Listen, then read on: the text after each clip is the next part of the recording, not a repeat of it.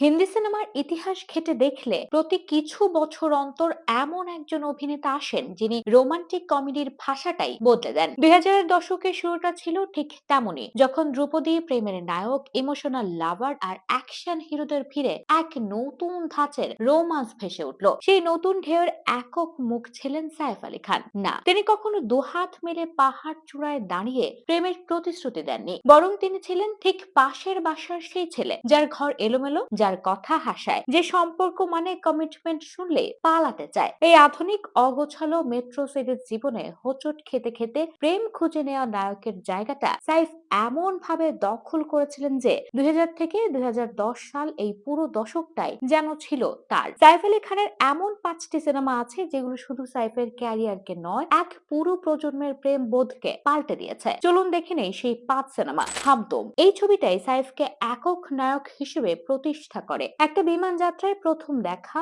অমনি অমিল, কয়েক বছর পর আবার দেখা, এবার বন্ধুত্ব, ফের সময় আলাদা করে দেয় দুজনকে। পুরো গল্পই ছবির ভেতরে থাকা কার্টুন সিরিজ হাম তুম এর মতো পুরুষ বনাম নারী, তর্ক ঝগড়া, ভুল বোঝাবুঝি আর তার মাঝে গড়ে ওঠা নরম অদেখা টান। কারণ প্রেম সবসময় বজ্রপাত করে না, ধীরে ধীরে এসে পড়ে, ঠিক যেমন করণ আর রিয়ার জীবনে সালাম নামাস্তে। হিন্দি সিনেমায় প্রথম বড় বাজেটের লিভ ইন সম্পর্ক দেখানোর দুঃসাহসী ছবি সালাম নামাস্তে। সাইফের নিক একজন কেয়ারফ্রি শেফ আর অম্বার মেলবোর্নে থাকা এক রেডিও জকি। চাকরির স্বাধীনতা, বিদেশের জীবন সব মিলিয়ে তারা সম্পর্ককে নো স্ট্রিং অ্যাটাচ রাখতে চেয়েছিল, কিন্তু জীবন তো আর নিয়ম মানে না। অম্বারের প্রেগন্যান্সি ঘোষণা সেই আধুনিক সম্পর্ককে এক মুহূর্তেই বাস্তবের সামনে দাঁড় করিয়ে দেয়। দম বন্ধ করা টান টান মুহূর্তের মাঝেও ছবিটা ছিল রঙিন, মজার, একেবারে তখনকার সময়ের প্রতিচ্ছবি। তারা রামপাম এটা রোমকম আবার পুরোদস্তর ফ্যামিলি ড্রামাও। আমেরিকার রেস কার চালক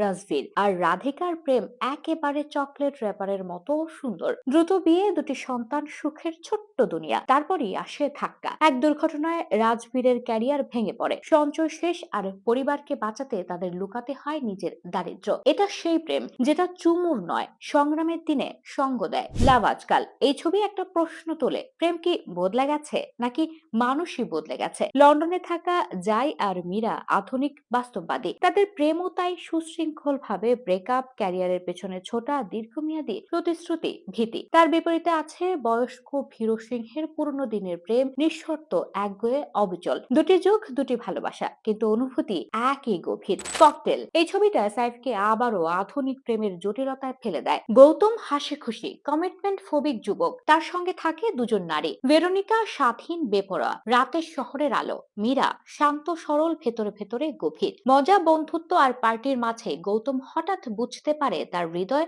অন্য জায়গায় বাধা পড়ে গেছে। প্রেম, বন্ধুত্ব, বিশ্বাসঘাতকতা সব মিলিয়ে ককটেল হলো আধুনিক ভালোবাসার সবচেয়ে জটিল স্বাদ। সব মিলিয়ে 2000 দশকে যদি কেউ রোমান্টিক কমেডিকে নতুন আকার দিয়ে থাকে, সে নিছক স্ক্রিপ্ট বা পরিচালনা নয়, সে ছিল সাইফ আলী খানের উপস্থিতি। তার নরম হাসি, হাফ শার্ট পরা মেট্রো বয় লুক, হালকা ভঙ্গুরতা আর অদ্ভুত রিলেটেবল ব্যাচেলর ভাইব, সব মিলিয়ে তিনি ছিলেন বলিউডের চিরতরুণ মডার্ন রোমান্সের পোস্টার বয়। এখনো সেই ছবিগুলো চললে মনে হয়, হ্যাঁ, প্রেম তো এমনই হয়, সাধারণ, অগোছালো, মাঝে মাঝে মজার, কিন্তু ঠিকই আপনাকে খুঁজে নেয়।